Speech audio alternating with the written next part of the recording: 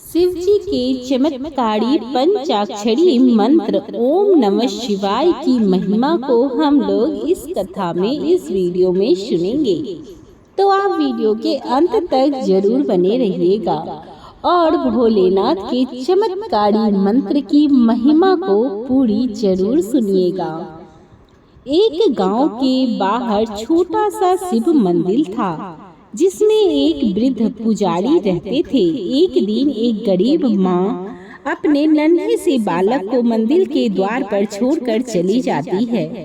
बहुत खोजने पर भी पुजारी जी को बालक के परिवार का कुछ भी पता नहीं चल पाता। जब गांव का भी कोई व्यक्ति उस बालक का लालन पालन करने को तैयार न हुआ तो पुजारी जी ने भगवान शिव की इच्छा समझकर उसे अपने पास रख लिया और उसका नाम भोला रख दिया।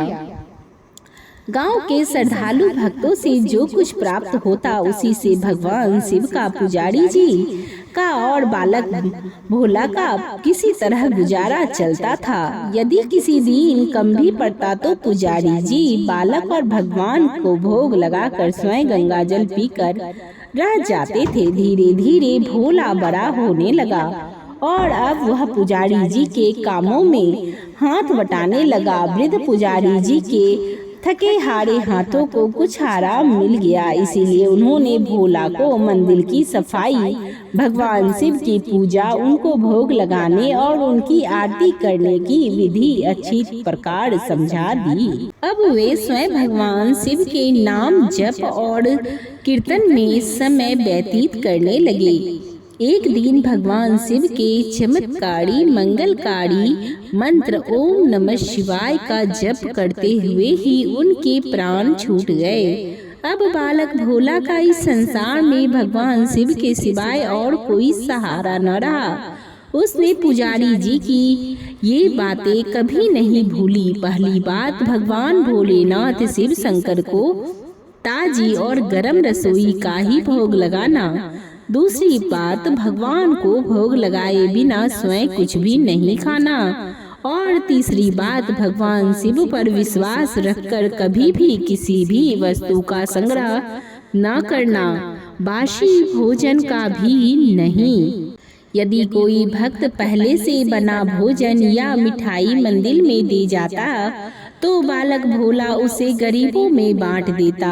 वह ताजी रसोई बनाकर ही भगवान को भोग लगाता, उसके बाद ही स्वयं प्रसाद ग्रहण करता था। यदि बचता तो उसे गरीबों को बांट देता। यदि रसोई बनाने को सामग्री न होती तो भोले बाबा और भोला भक्त दोनों गंगा जल पीकर ही रह जाते। एक बार बरसात का मौसम आया और 3-4 दिन तक मूसलाधार वर्षा होने से मंदिर में एक भी भक्त नहीं झांका। भोला अपने भोले बाबा को गंगा जल का ही भोग लगाता और उसे ही पीकर रह जाता। भोले बाबा बालक की भक्ति और सहन शक्ति से की परीक्षा लेते रहे, किंतु आखिर में अपने भक्त बालक को भूख से तड़पते देख उनसे रहा न गया। वे सेठ के नौकर का रूप धरकर हाथ में भोजन सामग्री की पोटली लेकर वर्षा में भीगते हुए मंदिर के द्वार पर जा पहुँचे। उन्होंने आवाज लगाकर भोला को बुलाया और उसके हाथ में पोटली देते हुए बोले, सेठ जी ने यह सीधा अर्थात कच्चा राशन भेजा है, इससे रसोई बनाओ और भोग लगाओ और स्वयं भी प्रसाद पाओ। मैं कल फिर आऊँगा। भोला भक्त ने आशीर्वाद देकर उसे विदा किया और सूखी गीली लकड़ियों से धुएं में गर्म रसोई बनाकर भोले बाबा को भोग लगाया। पूरी बरसात के मौसम में भोले बाबा और नौकर के वेश में भोला भक्त को सीधा देने आते रहे और स्वयं भी गर्मा गर्म रसोई का भोग खाते रहे। एक दिन भोला भक्त ने सोचा कि सेठ जी को सीधा भेजते हुए 4 महीने हो चुके हैं, किंतु वे स्वयं कभी मंदिर में भोले बाबा का प्रसाद ग्रहण करने नहीं आए। अगले दिन जब भोले बाबा नौकर के वेश में सीधे की पोटली देने आए तो भोला भक्त उनसे बोला, भाई तुम्हारे इतने धर्मात्मा सेठ जी कभी स्वयं मंदिर में प्रसाद लेने नहीं आते हैं, इस कारण मेरा हृदय अत्यंत दुखी हो रहा है। अपने सेठ जी से कहना कि कल वे भी मंदिर में प्रसाद ग्रहण करने अवश्य पधारे। भोले की बात सुनकर नौकर बने भोले बाबा चौंक कर घबरा उठे और बोले, पुजारी जी, सेठ जी मेरे द्वारा आपको सीधा भेजते हैं। आप इसे भगवान को भी भोग लगा लेते हैं और स्वयं भी प्रसाद पा लेते हैं, फिर सेठ जी को बीच में बुलाने की क्या जरूरत है? ऐसा चल रहा है वैसा चलने दिया जाए। भोला बोला, ऐसे कैसे चलने दूं? आपके धर्मात्मा सेठ जी इतने दिनों से सीधा भेज रहे हैं, क्या मैं उन्हें भगवान का प्रसाद देने का अपना कर्तव्य भी पूरा ना करूं? मैं किसी का उधार खाने वाला नहीं हूं। अपने सेठ जी से कह देना कि यदि कल भोले बाबा का प्रसाद ग्रहण करने ना पधारे तो मैं उनका सीधा लेना बंद कर दूंगा। नौकर बने भोले बाबा तो अपने भोले भक्त की करक देखकर कांप उठे और यह सोचकर मन ही मन हंसे कि वाह, आज तो लेने वाला ही देने वाले पर धौंस दिखा रहा है। लेकिन सरल हृदय भक्त के मनोभाव पर रीझ कर वे बोले, ठीक है पुजारी जी, कल सेठ जी मंदिर में प्रसाद ग्रहण करने जरूर पधारेंगे। दूसरे दिन बड़े सवेरे ही भोले बाबा नौकर के वेश में दूध और बहुत सारी भोजन सामग्री लेकर मंदिर पहुंच गए। भोला चौंकते हुए बोला, भाई आज इतना सारा सीधा किस लिए ले आए हो? नौकर बने भोले बाबा बोले, पुजारी जी भूल गए क्या? आज आपने सेठ जी को प्रसाद के लिए बुलाया है, इसीलिए आप छक्कर रसोई बनाइए और भोले बाबा को भोग लगाइए। हाँ, यह तो बता दीजिए कि सेठ जी किस समय पधारे। भोला ने प्रसन्न होकर उन्हें सेठ के आने का समय बता दिया। अब भोला भक्त की इच्छा पूर्ण करने के लिए भोले बाबा कैलाश पर सेठ का रूप धारण करने लगे। इधर अपने स्वामी को एक प्यारे भक्त के यहाँ जीवने के लिए जाने का समाचार सुनकर ममतामयी अन्नपूर्णा माँ पार्वती भी भला कैसे पीछे रहती। वे भी पति की आज्ञा लेकर सेठानी का रूप धारण करने में जुट गई। भोले बाबा ने अपने गले से मुंडों की माला उतार दी, शरीर पर लगी भस्म, कमर पर पहनी हुई बाघंबर और बाहों में और कानों में पहने सांपों के हार भी उतार कर रख दिए। उन्होंने एक मखमल का सुंदर कुर्ता धारण कर लिया, अपनी जटाएं सीधी कर ली और गंगा और चंद्रमा को उसमें छिपा लिया और ऊपर से एक सुंदर रंग बिरंगी पगड़ी पहन ली। सदैव नंगे पैर विचरने वाले शिव जी ने आज अपने पैरों में रेशमी जूते धारण किए हुए हैं। हाथ का त्रिशूल और डमरू भोले बाबा ने नंदी के हाथ में थमा दिया और अपने हाथ में एक सुंदर छड़ी ले ली।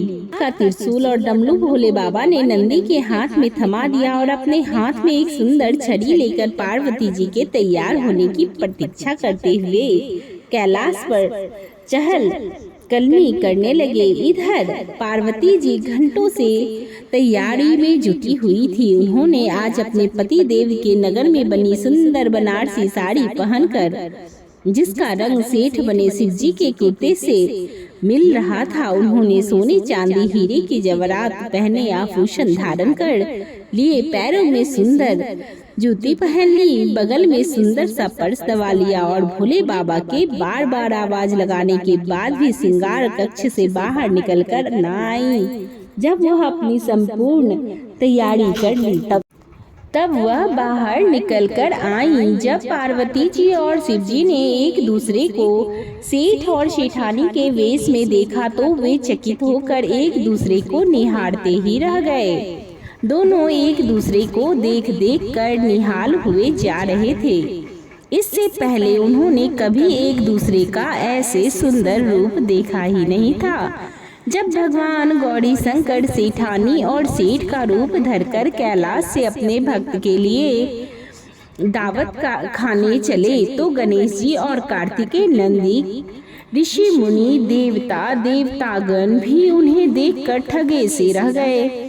सेठ बने शिव जी अपने हाथ में ली हुई छड़ी को अदा से घुमाते हुए पृथ्वी पर टेकते हुए चल रहे थे और उनके पीछे पीछे बगल में पर्स दबाए अपनी सैंडल से खट खट और पायल से छन छन की मधुर ध्वनि करती हुई माँ पार्वती सेठानी बनी हुई चली जा रही थी। इधर भोला भक्त आज सुबह से ही सेठ जी के स्वागत में भांति भांति के पकवान बनाने में जुटा हुआ था। अपने भोले बाबा का भोग तो वह चलते फिरते बना लेता था, किंतु आज उसे कई महीनों से भगवान को भोग लगाने के लिए सीधा भेजने वाले सेठ जी को भक्त भगवान का प्रसाद देना था, आज उसने अपनी सारी पकवान पाक कला झोंक डाली थी। उसने सेठ जी द्वारा भेजे हुए चावल धोकर खीर बनाई, उसे धीमी आंच पर पकाकर गाढ़ा किया और उसमें सेठ जी के द्वारा भेजे हुए पिस्ते, बादाम, केसर, चिलकौंज, गौंजे, किशमिश डाले। मिर्च और अदरक को कूट कूट कर उसे बाजारी बेसन और गेहूं के आटे में भरकर मोटे मोटे टिक्के बनवाए। रसोई बनाकर भोला भक्त पुनः स्नान करने चला गया ताकि स्वच्छ वस्त्र पहनकर भोले बाबा को भोग लगा सके और सेठ जी को उनका प्रसाद पवा सके। जब भोला भक्त स्नान करके लौट रहा तो देखा कि सेठ जी प्रसाद ग्रहण करने के लिए स्वयं तो आए ही हैं, संग में अपनी सेठानी जी को भी ले आए हैं। भोला ने तुरंत दोनों से राम नाम की। उन्होंने आसन देकर बिठाया और बोला, मैं अभी भगवान को भोग लगाकर आता हूँ, फिर आपको प्रसाद परोसूंगा। भावना के भूखे भोलेनाथ से भूख सहन नहीं हो पा रही थी, इसीलिए वे बोले, पुजारी जी भगवान को जल्दी से भोग लगाइए, मुझसे भूख सहन नहीं होती। भोला भक्त बोला, सेठ जी भूख तो मुझे भी बड़ी जोर से लग रही है, किंतु मैं अपनी भूख के कारण भगवान को भूखा नहीं रख सकता, भोग लगाना भी तो जरूरी है। यदि दुनिया के सारे लोग इसी तरह अपनी भूख के लिए भगवान को भोग लगाना भूल जाएं, तो भगवान तो भूखे मर जाएंगे। सेठ जी बने भोले बाबा एक पत्तल उठाते हुए बोले, पुजारी जी आप भोग लगाइए, इधर मैं पत्तल परोस लेता हूँ, मुझसे भूख सहन नहीं हो पा रही है। भोला भक्त सेठ जी बने भोले बाबा को डांटते हुए बोला, सेठ जी भगवान के काम में ना तो जल्दबाजी चलती है और ना कंजूसी। मैं जब तक भगवान को भोग नहीं लगा लेता, आप रसोई के पास भी नहीं भटक सकते। चुपचाप इधर बैठ जाइए और ओम नमः शिवाय जपते रहिए। मैं अभी आता हूँ और आपको पेट भर भोजन कराता हूँ। सेठ बने शिवजी डांट खाकर चुपचाप अपने आसन पर जा बैठे। सेठानी बनी पार्वती उनकी यह दशा देख बड़ी मुस्कुराई और मुश्किल से अपनी हंसी को रोक पाई। लेकिन जैसे ही भोला भक्त पत्तल में सामग्री लेकर भगवान को भोग लगाने मंदिर में गया, शिवजी और पार्वती जी को मौन रहने का संकेत करते हुए चुपके चुपके पैर रखते हुए रसोई में पहुंच गया और उन्होंने एक एक व्यंजन उठाकर चखना शुरू कर दिया। भोले बाबा तो प्रसाद को चखते ही भौचके रह गए। खीर में चीनी की जगह नमक भरा हुआ है और सब्जी में नमक की जगह चीनी बढ़ी हुई है। जैसे ही भोले बाबा ने रोटी का एक ग्रास तोड़कर मुंह में लिया, वे सी सी करने लगे, क्योंकि रोटी में मिर्च ही मिर्च भरी थी। वे सी सी करते हुए उल्टे पैर भाग आए और अपने आसन पर जा बैठे। माँ पार्वती अपने स्वामी की यह हालत देखकर खिलखिलाकर हंस पड़ी। इससे पहले कि भोले बाबा पार्वती के सामने कुछ सफाई दे पाते, भोला भक्त ओम नमः शिवाय मंत्र का जप करते हुए आ पहुंचा। उसने भोग को रसोई में मिलाकर उसे पवित्र बना डाला और फिर शिवजी बने सेठ जी के सामने पत्तल परोसकर हाथ जोड़कर बोला, सेठ जी अब आप जी भरकर प्रसाद पाइए। भोले बाबा तो अभी अभी भक्त की भक्ति भी जोरदार उसके हाथ की बनी हुई रसोई चख चुके थे, अतः उसने जीवने की बात सुनकर उनके पसीने छूटने लगे। कभी वे भोला का तो कभी पार्वती का मुख देखने लगे। भोला को सेठ जी की ढीली बर्दाश्त नहीं हुई और बोला, सेठ जी अब क्या हो गया आपको? अभी अभी तो इतनी उतावली मचा रखी थी, आप अब क्यों नहीं जिमते? आप जिमोगे तभी तो माता जी भी प्रसाद ग्रहण करेंगी और फिर मैं भी प्रसाद पाऊंगा। भोला की ललकार सुनकर भोले बाबा ने चुपचाप खीर का कुल्हड़ उठाया और सारी नमकीन खीर गटागट पी गए। कुल्हड़ खाली होने की देर थी कि भोला ने उसे झट से भर दिया। अपने प्रिय भक्त के हाथों परोसे हुए भोग में भगवान को आज दुगुना स्वाद आने लगा। भोला परोसता गया और भोले बाबा पीते गए। जगत माता पार्वती भक्त और भगवान दोनों के प्रेम को देख देख कर मंत्र मुक्त हो रही थी। जब सारी रसोई समाप्त हो गई तो भगवान ने एक जोर की डकार ली। भोला को होश आया और बोला, वाह सेठ जी वाह, मैं ही बावला था जो इतनी थोड़ी सी रसोई बनाई।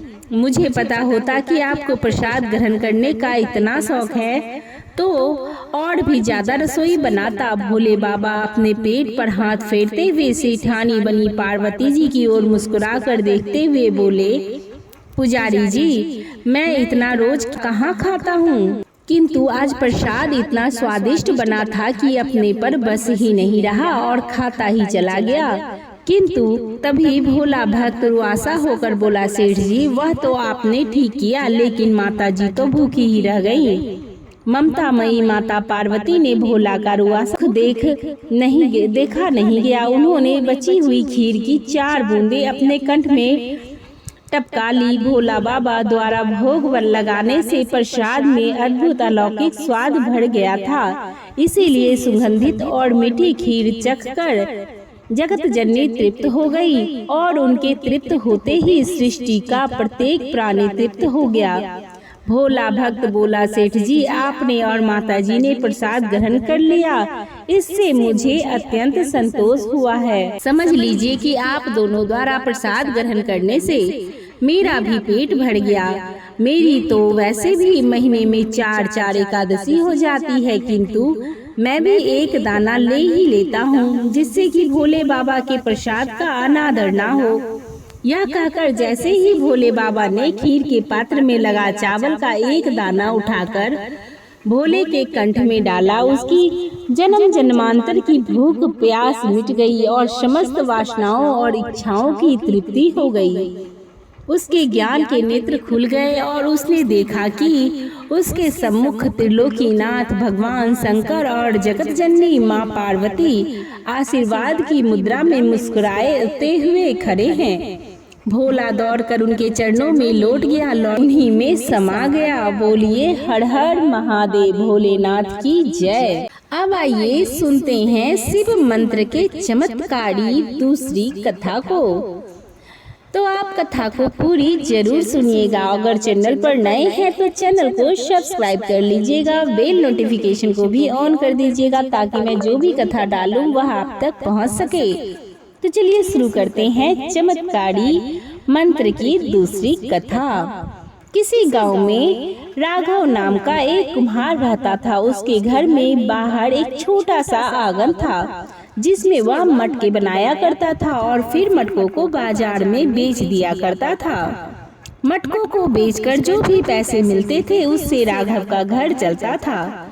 उसके घर में उसकी एक बूढ़ी माँ थी। दोनों माँ बेटे को जो भी रूखा सूखा मिलता, उसी से अपना गुजारा कर लेते थे। राघव और उसकी बूढ़ी माँ को महादेव के ऊपर बहुत विश्वास था। वे दोनों रोज पास के ही शिव मंदिर पर जाते थे और वहां जाकर शिव जी को जल भी चढ़ाते थे और ओम नमः शिवाय मंत्र का जाप भी करते थे। कभी कभी राघव के मन में आता था कि उसकी भक्ति में ऐसी क्या कमी है जो उसे इतने बुरे दिन गुजारने पड़ रहे हैं, लेकिन उसकी माँ उसको समझाती थी कि हमेशा यही कहती थी कि भोलेनाथ के ऊपर हमेशा विश्वास रखो। जगत के पिता और पालनहार हैं, वह सबकी रक्षा और सबकी सुरक्षा के लिए हमेशा तत्पर रहते हैं। वह जो कुछ भी करेंगे ठीक ही करेंगे। राघव रोज सुबह जल्दी उठता जाता और स्नान और पूजा पाठ करने के बाद मंत्र जाप करता। वह अपने बनाए हुए मटकों को लेकर बाजार चला जाता था। बाजार में उसे बेचने के लिए जाता था। उसकी माँ को उसकी बहुत चिंता रहती थी। वह हमेशा उसके जाने से पहले यही बोलती थी कि बेटा, अंधेरा होने से पहले घर वापस लौट आना। एक दिन राघव मिट्टी के मटकों को सिर के ऊपर रखकर बाजार जा रहा था। राघव रास्ते में जाते हुए सोच रहा था कि मेरी माँ बूढ़ी हो गई है और मैं उन्हें 2 वक्त की रोटी के अलावा और कुछ नहीं दे पाता। मुझे अपनी माँ के लिए कुछ न कुछ तो करना ही पड़ेगा। यह सोचते हुए राघव थोड़ी देर में बाजार पहुँच गया। बाजार में पहुंचकर राघव ने मटके बेचने के लिए लोगों को आवाज लगाई। तभी उसके पास एक आदमी मटका खरीदने आया, लेकिन राघव के बताए हुए दाम पर वह मटका खरीदने के लिए तैयार नहीं हुआ। तभी राघव ने सोचा, दोपहर का समय हो गया है, अभी तक एक भी मटका नहीं बिका, इसीलिए मैं इसको सस्ते में ही दे देता हूँ। यह सोचकर राघव ने उसे सस्ते में मटका दे दिया। इसी तरह शाम तक सारे मटके बिक गए। इसके बाद राघव घर की तरफ चल दिया, लेकिन सारे मटके बिकने के बाद भी राघव बहुत उदास था, क्योंकि मटके बेचने के बाद भी जो दाम उसे मिले थे वे बहुत ही कम थे। उसे अपने मटके आधे दामों में ही बेचने पड़े। राघव यह सोचते हुए अभी जा ही रहा था कि तभी उसे एक दूर आंगन में खड़ी एक लड़की नजर आई। राघव को वह लड़की बहुत अच्छी लगी। वह लड़की को देखकर सोचने लगा, यह लड़की कितनी सुंदर और प्यारी है। अगर इससे मेरी शादी हो जाए और यह मेरे घर में आ जाए तो माँ को भी बहुत आराम रहेगा। माँ भी सारा दिन घर में अकेली रहती है, उनका भी दिल लग जाएगा। यह सोचकर राघव उस लड़की के पास गया और उससे बोला, तुम्हारा नाम क्या है? लड़की ने कहा, आपको क्या करना मेरे नाम से? राघव ने कहा, मैं तुम्हारे पिताजी से मिलना चाहता हूँ। लड़की ने कहा, मेरे पिताजी अंदर बैठे हैं, आप अंदर जाकर मिल लो। राघव ने अंदर जाकर लड़की के पिता को अपने बारे में बताया और उनसे कहा, मैं आपकी लड़की से शादी करना चाहता हूँ। लड़की के पिता ने पूछा, तुम काम क्या करते हो? राघव ने कहा, मैं मिट्टी के मटके बनाकर बाजार में बेचता हूँ। तब उसने पूछा, तुम कितना कमा लेते हो? राघव ने कहा, ज्यादा तो नहीं कमाता, लेकिन अपना घर चला लेता हूँ, इतना तो कमा ही लेता हूँ। लड़की के पिता ने कहा, तुम्हारी कमाई तो बहुत कम है, लेकिन फिर भी मैं तुम्हें एक मौका देता हूँ। जिस दिन तुम 1 लाख कमाकर मुझे दे दोगे, मैं उस दिन अपनी बेटी का विवाह तुम्हारे साथ कर दूंगा, और अगर तुम मेरी शर्त पूरी नहीं कर सके तो दोबारा मेरे पास मत आना। लड़की के पिता की बात सुनकर राघव मायूस होकर वहां से चला गया, क्योंकि इतनी बड़ी रकम उसने आज तक नहीं देखी थी। फिर वह लड़की के पिता को इतनी बड़ी रकम कैसे दे देता? राघव ने सोचा, मैं तो बड़ी मुश्किल से महीने के 3000 तक कमाता हूँ। यह सोचता हुआ निराश मन से राघव घर पहुँच गया। घर पहुंचकर उसने अपनी माँ को सारी बातें बताई। तब उसकी माँ ने कहा, बेटा तुम चिंता मत करो, भोलेनाथ के ऊपर विश्वास रखो, अगर वह चाहेंगे तो वह लड़की तुम्हें जरूर मिलेगी। तुम बस मन लगाकर मेहनत से काम करो और सब कुछ भोलेनाथ के ऊपर छोड़ दो। राघव यह सुनकर चुप रह गया। ऐसे ही अगले दिन राघव ने मटके बनाकर सूखने के लिए आंगन में रख दिया और घर के अंदर चला गया। जब वह अंदर गया तो उसकी माँ ने कहा, बेटा मैं पास वाले गांव में तुम्हारी मौसी से मिलने जा रही हूँ, सुना है उसकी तबीयत खराब है। शाम तक मैं वापस आ जाऊंगी, तब तक तुम अपना ख्याल रखना। राघव को समझाकर उसकी माँ चली जाती है। राघव ने माँ के सामने जाने के बाद खाना खा लिया और खाना खाने के बाद उसे नींद आ गई और तभी अचानक से जोरदार बारिश शुरू हो गई, जिससे राघव के बने हुए मटके गीले होकर खराब हो गए। जब राघव की नींद खुली तो उसने देखा कि उसके सारे मटके बारिश के कारण गीले हो गए हैं। यह देखकर राघव बहुत दुखी हुआ। वह उदास मन से महादेव को याद करके कहा, राघव बोला, भगवान भी गरीबों की ही परीक्षा लेते हैं, ना जाने उनकी क्या मर्जी है। ऐसे ही अगले दिन राघव फिर से मटके बनाता है और इन मटकों को सूख जाने के बाद उन्हें बाजार में बेचने के लिए चला जाता है, लेकिन बाजार में आज भी उसे उसके मुताबिक दाम नहीं मिला। लेकिन आज भी राघव ने सारे मटके शाम तक बिक जाते हैं। उसे आज भी उन मटकों की सही कीमत नहीं मिली। मटकों को बेचकर उसे जो भी पैसे मिले उनको लेकर राघव घर तक चला आया। आज बहुत ज्यादा गर्मी थी, धूप बहुत तेज थी। राघव को बहुत गर्मी लग रही थी। वह पेड़ की छांव में घर की तरफ चलता जा रहा था। राघव चलते चलते थक गया और आराम करने के लिए एक पेड़ के नीचे बैठ गया। पेड़ की ठंडी छांव में बैठे बैठे उसकी आंख लग गई। थोड़ी देर में उसी रास्ते से एक महात्मा जा रहे थे। महात्मा ने राघव को सोते हुए देखा तो उसे उठाया और कहा, बेटा मुझे बहुत भूख लगी है और गर्मी के कारण प्यास भी बहुत लग रही है, क्या तुम मुझे खाना खिला सकते हो? राघव ने महात्मा की तरफ देखा और बोला, महात्मा जी, यहाँ तो मेरे पास कुछ भी नहीं है, आप मेरे साथ मेरे घर चलिए। यह बोलकर राघव महात्मा को अपने घर लेकर चला जाता है। राघव ने घर पहुंचकर माँ को महात्मा के लिए खाना बनाने के लिए कहा। राघव की माँ ने खाना बनाकर महात्मा के आगे रख दिया और हाथ जोड़कर उन्हें खाने के लिए कहा। जब महात्मा ने खाना खा लिया तो राघव ने उनसे उनके बारे में पूछा। महात्मा ने बताया, मैं पास वाले गांव में जा रहा था। महात्मा ने खाने के लिए राघव को धन्यवाद किया और बोले, बेटा, आज की दुनिया में कोई किसी अनजान को अपने घर में नहीं आने देता, लेकिन तुम मुझे घर लेकर आए और मेरी बड़ी सेवा की है। मैं इस बात से बहुत खुश हूँ। तब राघव ने कहा, बाबा, आप थोड़ी देर आराम कीजिए, मैं शाम के खाने का इंतजाम करता हूँ। महात्मा ने कहा, बस बेटा, मेरे लिए इतना ही बहुत है, मुझे जल्दी ही पास के गांव में पहुंचना है। राघव ने कहा, बाबा, बाहर बहुत गर्मी है, अभी आप बाहर जाना ठीक नहीं है। तब महात्मा ने कहा, बेटा, जो आज तुमने मेरे ऊपर उपकार किया है, मैं उसके लिए तुम्हारी गरीबी दूर करने का एक उपाय बताता हूँ। महात्मा ने राघव से कहा, बेटा, मैं तुम्हें एक मंत्र बताता हूँ, तुम उसका रोज सुबह शाम जाप किया करो। महादेव तुम्हारे ऊपर जल्द ही कृपा करेंगे और तुम्हारी सारी मुसीबतों का अंत करेंगे और तुम्हारे जीवन में खुशी और संपन्नता लाएंगे। उसके लिए तुम्हें मात्र एक उपाय करना है, बस तुम उसका रोज सुबह शाम जाप किया करो। महादेव तुम्हारे ऊपर जल्द ही कृपा करेंगे और तुम्हारी जो भी इच्छा है वह महादेव जरूर पूरी करेंगे।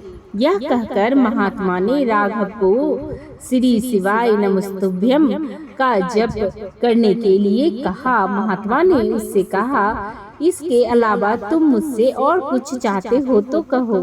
राघव ने कहा, बाबा, बस आप मुझे अपना आशीर्वाद दे दीजिए, मुझे इसके अलावा और कुछ नहीं चाहिए। तब महात्मा ने कहा, बेटा, मैं तुम्हारी परीक्षा ले रहा था और तुम इस परीक्षा में सफल हो गए, इसीलिए मैंने तुम्हें जैसा कहा है वैसे ही आज से ही श्री शिवाय नमस्तुभ्यम मंत्र का जप शुरू करो, बाकी सब महादेव के ऊपर छोड़ दो। इतना कहकर महात्मा वहाँ से चले गए। राघव और उसकी माँ ने अब रोज शिव मंत्र का जाप करना शुरू कर दिया। इससे उनके अंदर काफी शांति आ गई। इस बात को कुछ दिन बीत गए थे। एक दिन राघव आंगन में बैठकर मटके बना रहा था, तभी उसकी माँ की नजर राघव के बने हुए मटकों पर गई।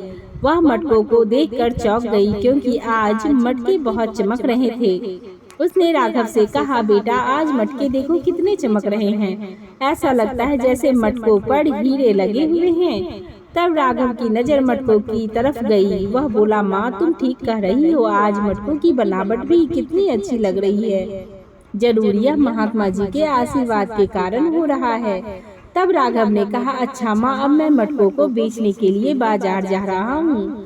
जब राघव मटकों को लेकर बाजार में गया तो मटकों की चमक देखकर राघव की दुकान पर भीड़ लग गई और उसके सारे मटके कुछ ही देर में बिक गए। आज किसी ने भी राघव से मोल भाव नहीं किया, सब ने राघव की बताई हुई कीमत पर ही मटके खरीदे। यह देखकर राघव बहुत खुश हुआ।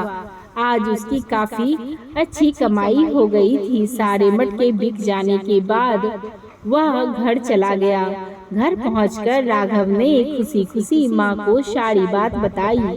तब उसकी माँ ने कहा, बेटा, आज तुम्हारे मटके ही नहीं बिके, बल्कि आज जब मैं आंगन साफ कर रही थी और मटके बनाने के लिए मिट्टी खोद रही थी, तब मुझे मिट्टी खोदने के बाद अंदर से सोने के सिक्कों से भरा हुआ एक मटका मिला। राघव सोने के सिक्कों को देखकर हैरान हो गया। वह समझ गया कि यह सब शिव जी के इस मंत्र के जप के कारण ही यह चमत्कार हुआ है। यह सब महादेव की ही कृपा है। उसने अपनी माँ से कहा, माँ, हमारे घर जो महात्मा आए थे वे और कोई नहीं, हमारे भोलेनाथ ही थे, जिनकी कृपा से हमारी जिंदगी संवर गई है। उसकी माँ ने यह सुनकर कहा, बेटा, लगता है अब हमारे अच्छे दिन आ गए हैं। अब तुम जल्दी से राम सिंह के घर जाओ और उनसे उनकी बेटी का हाथ मांगो। अब वे तुम्हें मना नहीं करेंगे। राघव अपने साथ कुछ सोने के सिक्के लेकर उनके घर गया और जाकर सोने के सिक्के राम जी के आगे रख दिया। और राम सिंह ये देखकर बहुत खुश हुए। जब राघव ने सोने के सिक्के राम सिंह के को रखने के लिए दिए तो वे सोने के सिक्के लेने से मना कर देते हैं और कहते हैं, बेटा मैं तो यही चाहता था कि मेरी बेटी को अच्छा घर और अच्छा बर मिले, और अब मुझे लगता है कि तुमसे अच्छा बड़ मेरी बेटी के लिए कोई और हो ही नहीं सकता। इस तरह राघव की शादी राम सिंह की बेटी के साथ हो गई और वे खुशी खुशी अपना जीवन गुजारने लगे। अब शादी के बाद राघव और उसकी पत्नी रोज शिव मंत्र का जाप जरूर करते थे और महादेव का नाम जपते रहते थे। इस तरह राघव की जिंदगी खुशहाल हो गई। उसके बाद राघव ने महात्मा जी को ढूंढने की बहुत कोशिश की। आसपास के गांव में भी पता किया, लेकिन वे नहीं मिले। राघव समझ गया कि खुद महादेव महात्मा के रूप में मेरे घर आए थे और उसके ऊपर कृपा करके वापस चले गए। तो प्रिय दोस्तों, यह कथा आपको कैसी लगी यह हमें कमेंट बॉक्स में जरूर बताइएगा। हमारे जीवन में भी भगवान हमारे ऊपर कृपा करने जरूर आते हैं, लेकिन हम उन्हें पहचान नहीं पाते। इसीलिए हमें हमेशा अपने अंदर सेवा भाव रखना चाहिए। हमारे शास्त्रों में भी कहा गया है कि नर सेवा ही नारायण सेवा है। आशा करती हूँ कि आपको यह कथा जरूर पसंद आई होगी। तो वीडियो अगर पसंद आती है तो वीडियो को लाइक और शेयर अवश्य कर दें। अगर चैनल पर नए हैं तो चैनल को सब्सक्राइब कर लें और कमेंट बॉक्स में हर हर महादेव, ओम नमः शिवाय, श्री शिवाय नमस्तुभ्यम लिखना बिल्कुल भी ना भूलें। तो अभी तक हमारी कथा के साथ, हमारी वीडियो के साथ बने रहने के लिए आपका धन्यवाद।